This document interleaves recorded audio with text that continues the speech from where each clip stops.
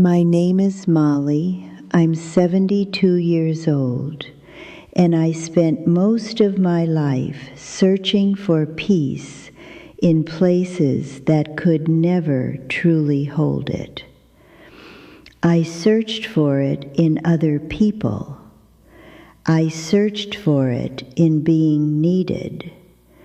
I searched for it in keeping everyone around me comfortable, so that maybe if they were calm, I could finally be calm too. I searched for it in hard work, in sacrifice, in silence, in prayer, in waiting for the right season of life. I kept telling myself that peace would come later, after the children grew up, after the bills were paid, after the loneliness softened, after life stopped asking so much from me.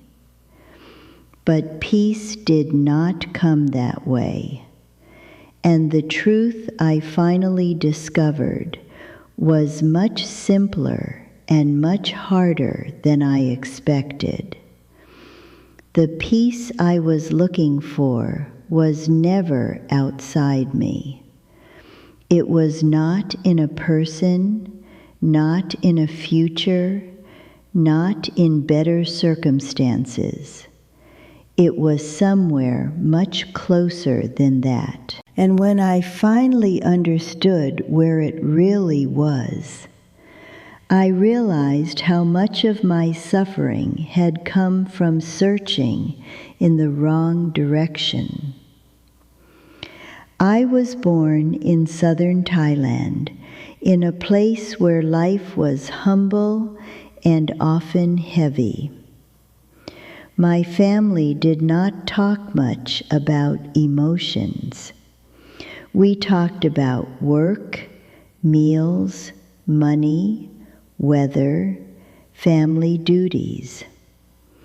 We did not sit together and ask each other how the heart was doing. We just continued. That is how many women lived where I came from. You carried things quietly. You made things work. You did not wait for life to become easy before you gave your energy to others. So I learned very early that my value was tied to what I could do, what I could hold together, how much I could endure without breaking in front of people. I became a mother young. I raised 2 children mostly on my own. Their father was not there in the way I needed him to be, so I became everything at once. I worked at the market, I cooked, I cleaned, I worried, I solved problems. I stayed awake at night thinking about school fees, illness, food, and the future. You see, when a woman lives like that for many years, something happens without her realizing it. She starts believing that peace is a reward for responsibility. She tells herself, if I do enough, if I survive enough, if I give enough, then one day I will finally get to rest inside myself. That is what I believed, and I was wrong. What most people don't realize is that a person can become very good at surviving and still have no idea how to feel at peace. I became strong in all the ways life demanded, but inwardly I was unsettled. I thought all the time. I worried all the time. Even in moments when nothing terrible was happening, my body stayed tense, as if it did not trust peace when it appeared. I could not relax into calm because I had spent too many years believing I had to earn safety. So even when the day was quiet, something in me was still bracing for the next problem. For many years, I thought peace would come from outside conditions finally becoming kind. I imagined that when my children were older, I would feel lighter. When money became less tight, I would feel safer. When I no longer had to wake before sunrise every day to go to the market, I would finally be able to breathe. And when some of those things did happen, I was surprised by what followed. The children grew. The house became quieter. Some burdens became smaller. But the mind inside me did not suddenly become peaceful. The old habits were still there. The fear was still there. The restlessness was still there. And that confused me deeply. Honestly, I did not understand why I still felt so unsettled when life had already become less heavy than before. I thought I should be grateful, and I was. But gratitude did not erase the emptiness I felt when the busyness of motherhood began to fall away. In fact, that emptiness became more visible. The moment life stopped demanding so much from me, I had to face a question I had avoided for years. If I am not constantly taking care of everyone else, then who am I? And behind that question was another one. If my peace does not come from keeping life under control, then where does it come from? That question led me to the temple. Not because I was especially spiritual at the beginning. I went because I was tired, deeply tired. The kind of tired that is not fixed by sleep. I would sit outside my house in the evening and feel that something inside me had been neglected for too long. I had spent decades feeding everyone else's needs while starving my own inner life. So I began visiting a forest temple near where I lived. At first, I simply sat there. I did not know exactly what I was looking for. I only knew I needed something I had not found in work, in sacrifice, or in waiting for the right future. I remember one afternoon very clearly. I was sitting under a tree after listening to a simple teaching. It was quiet. The air was warm. I was not trying to meditate properly. I was not doing anything special. I was just sitting there with myself, and suddenly I noticed how strong the habit of searching was in me.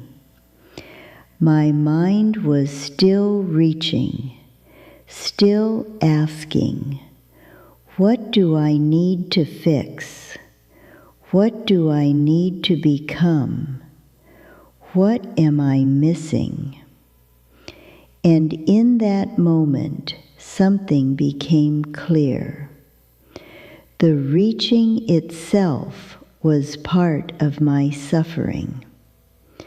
I had spent so many years thinking peace was somewhere else that I had never learned how to notice what was already here. Let me explain what I mean. Peace is not something that appears only after life becomes perfect. It is not something you win after enough suffering.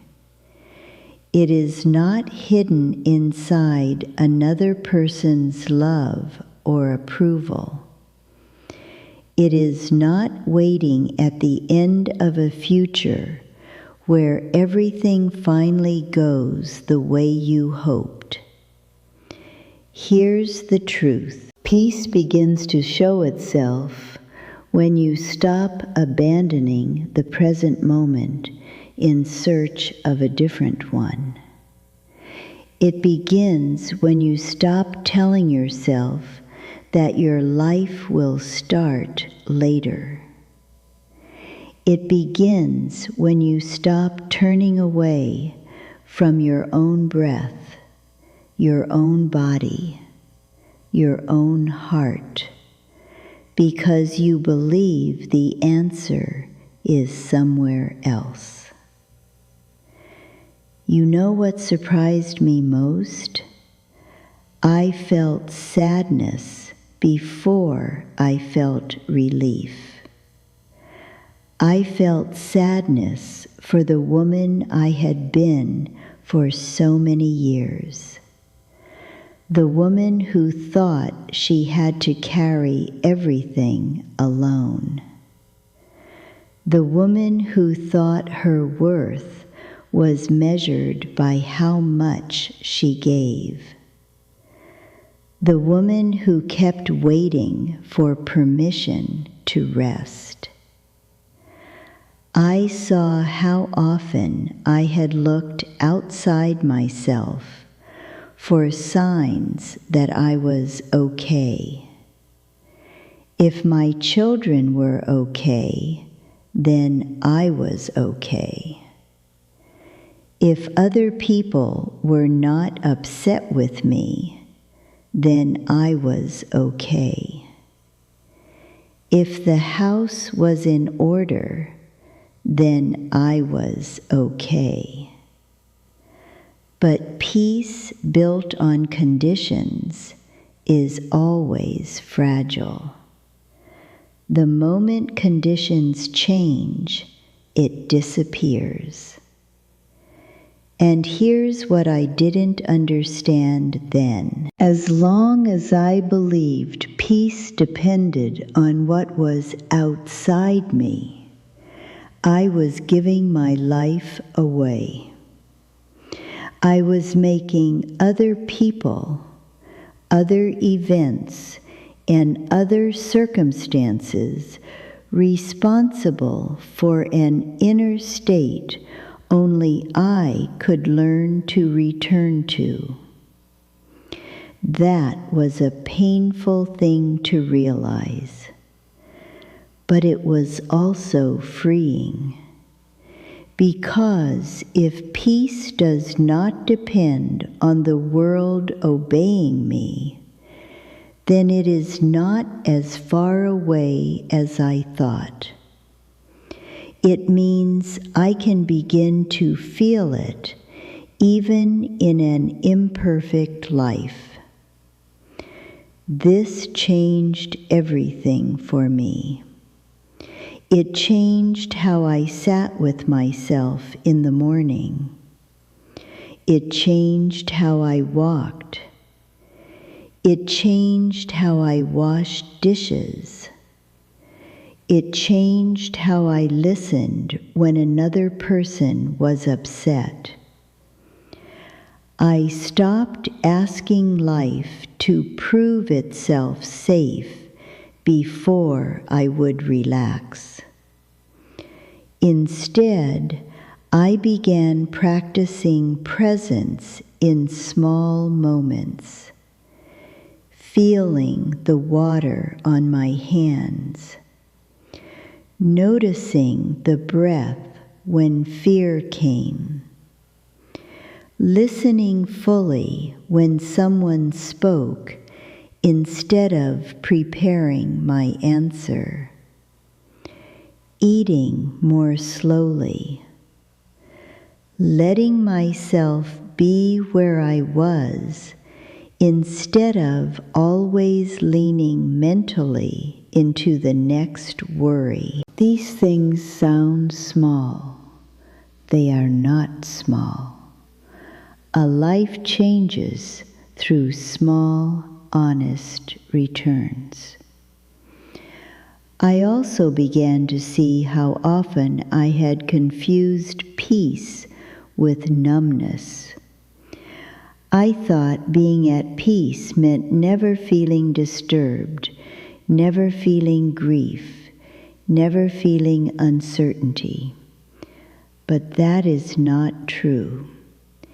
Peace is not the absence of feeling. Peace is the ability to remain with life without always resisting it. I still feel sadness. I still miss people. I still feel concern for my children, even though they are grown.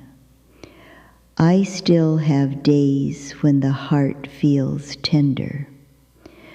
But those feelings no longer convince me that peace is gone. Peace can sit quietly underneath sorrow.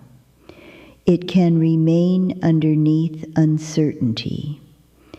It does not need life to be simple in order to exist.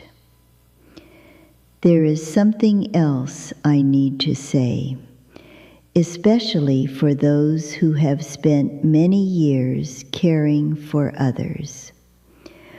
When you live for a long time as if your purpose is only to support everyone around you, it can feel selfish to turn inward. It can feel selfish to ask, what do I need? What do I feel? What is happening inside me? I struggled with that. But I have learned that returning to yourself is not selfish. It is honest. And often it is the beginning of real healing. A person who never comes home to herself can serve everyone and still feel empty. I know this because I lived it. Now, at 72, I understand peace differently. It is not somewhere outside waiting to be found. It is not in having everyone love you. It is not in controlling every outcome. It is not improving your worth through exhaustion. Peace lives in the quiet recognition that you do not have to keep leaving yourself. It lives in the breath you are taking right now.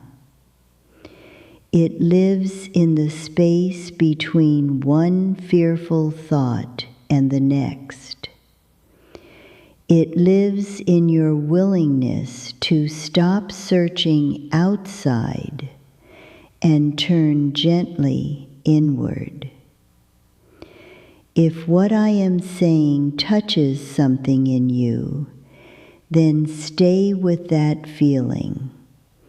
Do not rush away from it. Maybe you have spent years waiting for life to calm down before letting yourself rest. Maybe you have spent years giving your energy away and calling it love, while forgetting that your own heart needs care too. Maybe you have spent years believing that peace belongs to people with easier lives. It does not. It belongs to anyone willing to stop searching in the wrong places. And if this message feels true to you, keep close to it. Return to it tomorrow. Return to it when worry rises. Return to it when loneliness appears. Return to it when the old habit of looking outside yourself begins again. If you want, share in the comments where you have been searching for peace all these years. Sometimes speaking the pattern out loud helps loosen it. And if you want to continue walking gently through these understandings with me, stay here. Not because I have all the answers, but because I know what it means to spend a life searching outside and finally begin coming home within.